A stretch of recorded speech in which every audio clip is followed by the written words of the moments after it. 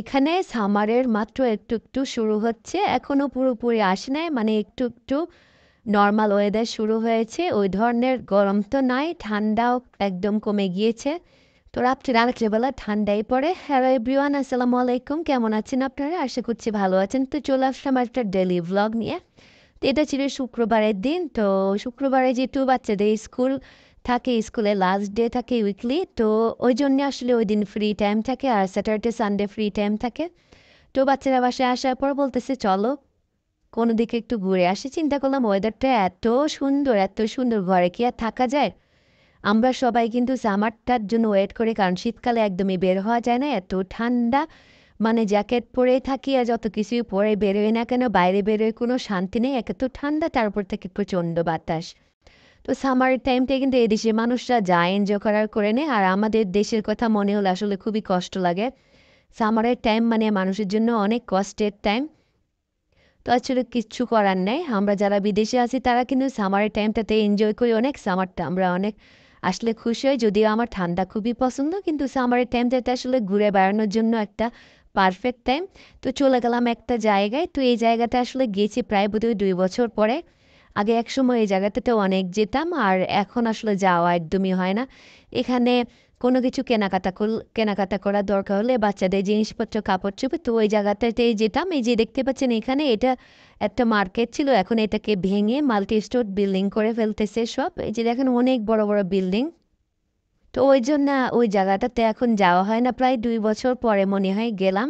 তো ওই ধরনের আসলে কিছু নেই, এমনি আছে কয়েকটা পার্ক। তো চিন্তা করলাম বাচ্চাদের একটু নিয়ে ঘুরিয়ে নিয়ে আসি। তো এই তো বাচ্চাদের নিয়ে চলে গেলাম। ওখানে যেতে হলে বাসে বা ট্যাক্সিতে করে যেতে হয়, আমরা বাসে করে গিয়েছিলাম। আর এখানে দেখতেছি নতুন একটা ম্যাকডোনাল্ডস হয়েছে, নতুন হয়েছে, আগে ছিল না। তো একটু ঘোরাফেরা করতেছিলাম, আর বাচ্চা তো খুবই এনজয় করতেছিল। তো একটু হাঁটাহাঁটি করছিলাম, দেখতেছিলাম কোনো দোকানপাট আছে কিনা। তো এখানে আসলে ওই ধরনের কোনো এখন দোকানও নেই, সবগুলা ভেঙে ফেলেছে। ভেঙে একটু বড় বড় বিল্ডিং উঠতেছে। মানে এই দেশে এখন যে কোনো কিছু ভেঙেই কিন্তু এভাবে বড় বড় বিল্ডিং উঠতেছে, পুরা বাকু একদম চেঞ্জ হয়ে যাচ্ছে। আগের বাকু আর নেই, এখন কোনো জায়গায় আর জায়গা নেই ওই ধরনের, সবগুলো বড় বড় বিল্ডিং।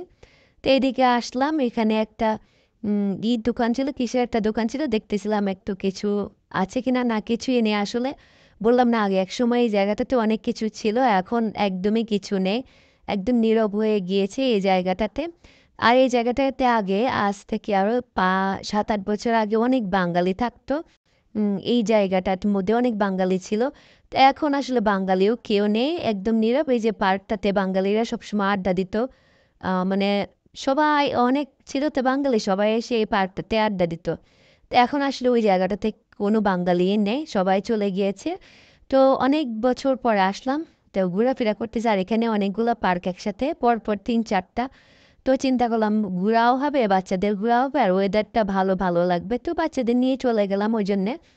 তো একটুখানি পার্কে বসেছিলাম, আর বাচ্চা এখানে খেলাধুলা করছিল। এই যে বাচ্চা তো বাইরে গেলে আর কি, আর ওর কিছুই লাগে না, ওর তো খুবই আনন্দ। আর এখানে দেখেন ঝর্ণাটা কি সুন্দর, তাই না? এত ভালো লাগছে, পানিগুলো দেখে মনে হচ্ছে একটুখানি ধরি, কি সুন্দর। মানে আমার তো দেখেই শুধু তাকিয়ে থাকতে ইচ্ছা করছিল। আর এই যে এখন গরম আসতেছে, এখন সব পার্কের মধ্যে ঝর্ণাগুলো চালাবে। শীতকালে সচরাচর বন্ধই থাকে, একদমই চালায় না, কারণ আপনারা তো জানেনই ঝর্ণা চালালে অনেক ঠান্ডা আসে। এমনিতেও ঠান্ডা, তারপরে আবার ঠান্ডা আসবে। এই যে এখান দিয়ে যাচ্ছিলাম আর পাখি উঠতেছিল, এত সুন্দর লাগছিল। ওর মানে আমি ক্যামেরাটা অন করতে করতে এই পাখিগুলো উড়ে চলে গেল।